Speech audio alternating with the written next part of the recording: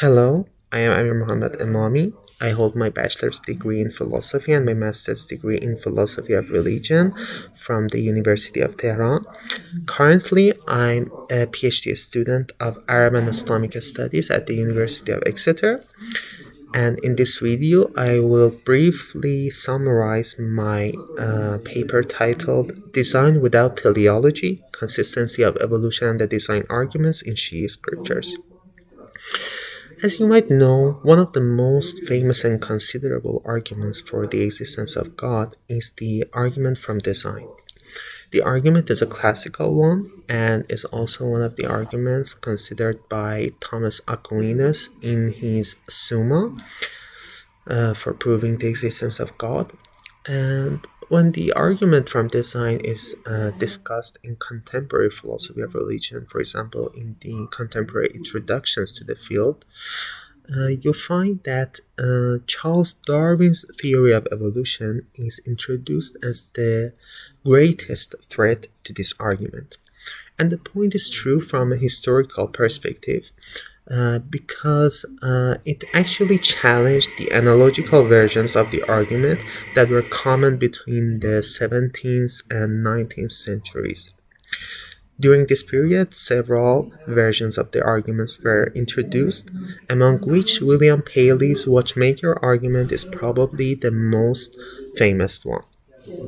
In his Natural Theology or Evidences of the Existence and Attributes of a Deity, Paley argues for the existence of a designer based on the living creatures that seem to be end-directed systems.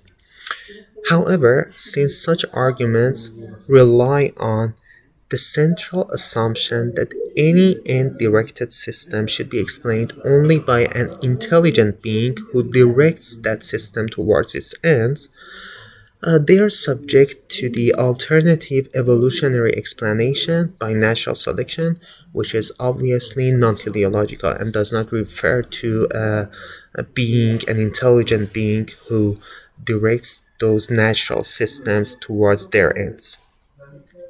Now, in this paper, I attempt to show that the theory of evolution will not and does not pose a threat to some versions of the design argument, especially as represented in specific Islamic texts.